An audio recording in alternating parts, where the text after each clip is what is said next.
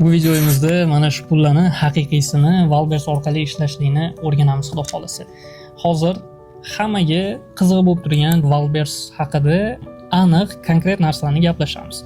Videoni agar yaxshi e'tibor bilan ko'radigan bo'lsangiz, student bo'lsangiz ham yoki biron joyda endi ish boshlayotgan odam bo'lsangiz ham, o'zingizni ishingizga qo'shimcha qilib Valbers orqali ishlab oyiga $1000, $1,500 bemalol pul topsangiz bo'ladi. Faqat mehnat qilishingiz kerak bo'ladi, lekin bu narsaning imkoniyati bor. Bu videomizda Valbers o'zi nimaligi, FBS va FBO sistema nimaligi, O'zbekistondagi katta ochilgan sklad qanaqa ishlaydi, qanaqa sistemada ishlaydi va siz buni orqasidan qanaqangi ob'yomda pul topsangiz bo'ladi, mana shular haqida gaplashamiz. Ismim Sohibjon, 2017-yildan beri biznesda bo'lsak, 2022-yil Valbersga birinchi marta savdoga chiqqanmiz. Shu paytda O'zbekistondagi ishlab chiqaruvchilarni trikotaj mahsulotlarini Valbersga qo'yib sotganmiz. Ya'ni asosan detskiy kiyimlarni sotganmiz, kattalarni futbolkasi va xudilarni ham sotganmiz. Undan tashqari o'rtada kosmetika ham sotdik. Xitoydan olib kelib, kosmetikada minusga kirdik, ancha katta minus bo'ldi. 300 ga yaqin studentlarni o'qitdik, ular ham savdoga chiqib Valbersda savdo qilishni boshladi. Undan tashqari studentlarimiz orasida даже Valbers bosh ofisidan sovg'alar berib ishlayotganingizga rahmat deb ularga minnatdorchilik bildirayotgan studentlarimiz ham bor. Valbers nima? Valbers bu uzun market, O'zbekistondagi mana shu uzun marketni 30 barobar kattarog'i. Ham pul tomonlama, ob'yom tomonlama, foyda tomonlama 30 barobar kattasi. Uzun marketda faqat O'zbekistonda savdo qiladigan bo'lsangiz, Valbersda butun Rossiyaga, Qozog'iston, Tojikiston, Turkmaniston, Qirg'izistonga mahsulotlaringizni sotsangiz bo'ladi. Ya'ni siz O'zbekistonda turib nimadir ishlab chiqarsangiz yoki nimadir olib keladigan bo'lsangiz, mana shu mahsulotlaringizni Toshkentdagi skladga qo'yib yoki Moskvadagi skladga qo'yib butun MDH davlatlariga, ya'ni xos sanab o'tgan davlatlarimga mahsulotingizni sotsangiz bo'ladi. Ana shu O'zbekistonda o'zida, Qirg'izistonda o'zida turib qanaqa ishlaydi? Siz mahsulotingizni Valbersga qo'yasiz, Valbers o'zi xaridor topadi, o'zi sotadi, o'zi sizga pulni tushirib beradi. Kim bilandir lichna gaplashib yoki qayergadir qo'yib, o'rtada posrednik topib, mana shunaqangi holatlar, biznes proseslar bor-ku, odamlarni qiynaydigan. Mana shu proseslarni to'liqligicha Valbers o'zini bo'yniga oladi. Biz ishni boshlagan paytimizda Valbers endi rivojlanib borayotgan vaqt edi, ya'ni karantindan keyinda biz rosa aktivniy momentida qo'shilib savdo qilganmiz. Shuni hisobiga biz boshqalardan ko'ra, ya'ni hozir ish boshlayotganlardan ko'ra tezroq o'sganmiz, tezroq ko'tarilganmiz. Hozir biroz qiyin Valbersda ishlash, lekin hali ham bo'lsa juda ham yaxshi foyda olib kelsa, juda ham yaxshi pul topsa bo'ladigan imkoniyat. Xo'p, Valbers ikki xil sistemada ishlaydi, FBO va FBS sistemasida.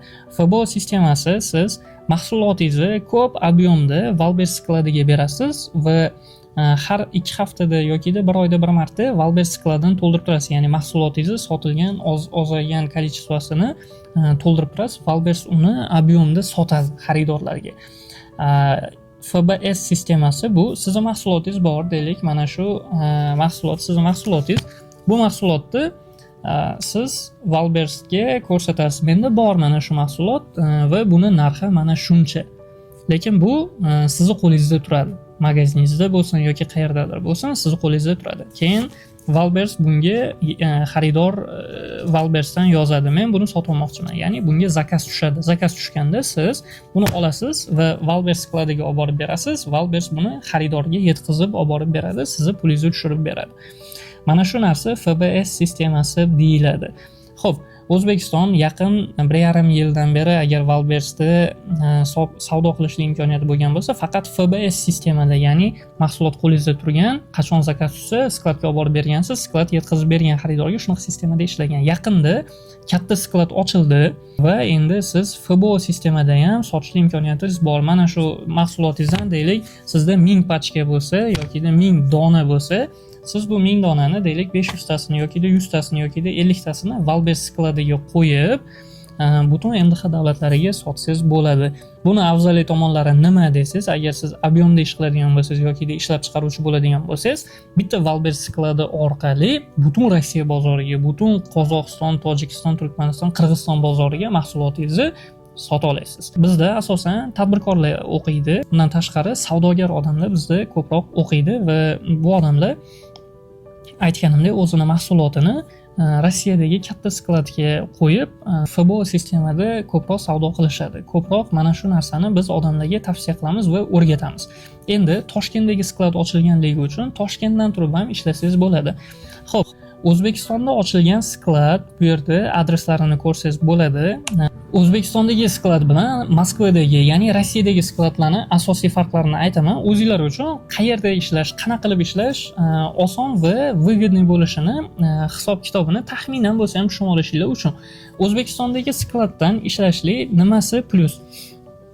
Siz Toshkentdagi skladga mahsulotingizni taksidan yoki deylik kargodan yoki boshqa viloyatlarda bo'ladigan bo'lsangiz, Toshkentga qanaqadir logistik yo'llar bilan skladga yetkazib beradigan bo'lsangiz, bu skladda butun MDH davlatlari ko'radi sizni mahsulotingiz borligini va zakazda tushishligi mumkin. Asosan O'zbekistonda o'zida Valbersdan tovar zakaz qiladiganlarga birinchi ko'rsatadi O'zbekiston skladidagi tovarlarni. Sababi logistika tezroq bo'ladi. Endi Rossiyadan zakaz tushsa, ya'ni boshqa yerlardan zakaz tushadigan bo'lsa, masalan Moskvadan deylik, sizdagi mahsulotga, tovarga zakaz tushsa, taxminan 10 kun, 15 kunda yetib boradi u odamning qo'liga. Tabiiyki, agar xuddi siznikidaqa mahsulot Moskvadagi skladda bo'lsa, u odam sizdan emas, Moskvadagi skladdan zakaz qiladi. Nimaga? Chunki logistika kuni sezilarli darajada ozayadi. Masalan, Toshkentdan turib nimadir zakaz qilsa, 15 kunda yetib kelsa, Moskvadagi skladda agar bu narsa bo'lsa, bu 2 kunda, maksimum 3 kunda qo'liga yetib boradi. Shuning uchun odamlar katta skladlarga mahsulotlarini qo'yib sotishga harakat qiladi. Sizni mahsulotingiz qaysi davlatda ko'proq sotiladigan bo'lsa, ana shu davlatni skladida sizni tovaringiz turgani sizga kattaroq plyus bo'ladi. Shuni hisobiga Toshkentdagi skladda ishlashlik bu выгодно, lekin Toshkentdagi sklad bilanla cheklanib qolmaslik kerak-da, Moskvadagi skladlar bilan ham ishlashlik yaxshi bo'ladi. Bizni aytganimdek, studentlarimiz Toshkentdagi skladdan ham ishlashadi. O'zi sklad yaqinda ochildi, lekin uje bizni studentlarimiz u yerga mahsulotlarini qo'yib savdo qilishni boshladi. Studentlarimiz orasida Qirg'iziston orqali, Qirg'izistondan dokument qilib, Rossiyadagi katta skladlarga mahsulotini qo'yayotganlar ham bor. Yana bitta yaqinda bo'lgan yangilik, Rossiya bozorida ishlayotganlar, Rossiyani IPsi bilan ishlayotganlar majburiy NDS to'laydigan qilib qo'ydi. Ya'ni foizdan tashqari, nalogdan tashqari NDS majburiy bo'lib qoldi. Shuni hisobiga Qirg'iziston orqali ishlayotganlar, O'zbekiston orqali ishlayotganlar 20-30% narxdan yutadi Rossiyani dokumenti bilan ishlayotganlardan. Ya'ni siz agar nimadir 1000 so'mga sotayotgan bo'lsangiz, Rossiyadagilar eng kamida 1300 so'mga, 1400 so'mga sotish kerak bo'ladi sizdaqa foyda qilishlik uchun. Bu degani siz bemalol ular bilan narx bo'yicha konkurensiya qila olasiz, yangi igrok bo'ladigan bo'lsangiz ham. Xullas, Valbersda ishlashlik bu juda katta plyus olib kelishligi mumkin agar siz ishlab chiqaruvchi bo'lsangiz, agar siz savdo bilan shug'ullanadigan bo'lsangiz va agar siz endi biznesga kirib kelayotgan bo'lsangiz, siz uchun bu qiziq направление bo'lishligi mumkin, chunki katta tadbirkorlar, ishlab chiqaruvchilar Valbersda savdo qilishligiga o'zlarini vaqti yo'q, alohida menejerlarni o'qitishadi. Sizlar odam savdo qilishni bilsa, mana shu odamga taklif berishadi. Bizning mahsulotimizni Valbersga qo'yib sotib bermaysizmi deb va deylik определенный oylikka u odamlarni akkauntini sizlar yurg'izib berishinglar mumkin. Menejer bo'lib o'qib, o'rganib Valbersda savdo qilishni boshlaganinglarda. Bizda Valbersda o'rgatadigan kurs bor. Ya'ni bizda ishlab chiqaruvchilar, mana shu biznes boshlayotgan odamlar O'zbekistondan, Qirg'izistondan, Rossiyadan turib o'qib o'rganishadi. 300 dan oshiq odam o'qib o'rgandida shu kungacha. Hozir onlayn darslarimizni yana ham kuchaytiryapmiz. Yangiliklarni qo'shib va mana shunaqa yangi o'zgarishlar bo'lganda, bu o'zgarishlar haqida studentlarimizga aytib, bu kursimizni yana ham ulучшать qilib boryapmiz. Endi siz kursda to'liqligicha noldan absolyutni Valbers nima degan savoldan boshlab Valbersda foydaga chiqib, bu foydani qanaqa qilib chiqarib olib, yana oborotingizni kengaytirishingizgacha bo'lgan ves protsess o'rgatiladi. Darslar onlayn bo'lganligini hisobiga va alohida kurator sizni doim kurirovat qilib borgan hisobiga siz bemalol Valbersda offlaynda o'qib qanaqa foyda qiladigan bo'lsangiz, onlaynda ham xuddi mana shu foydani qilishligingiz, xuddi mana shu darajaga chiqishligingiz imkoniyati bor. Bemalol biz bilan aloqaga chiqsangiz bo'ladi. menejerlar sizga tushuntiradi, qanaqa qilib o'rganasiz, nimadan o'rganasiz va kurslarni narxlari qancha. 2026-yilda boshi bo'lganligi uchun определенный vaqtgacha biz aksiya qilyapmiz kurslarimizga. Avvallari studentlarimiz $350-400 ba'zilari bonusli formatda $200 o'qib o'rgangan. Endi mana shu aksiya davomida maxsus skidka bilan sizlar o'qib o'rgansanglar bo'ladi.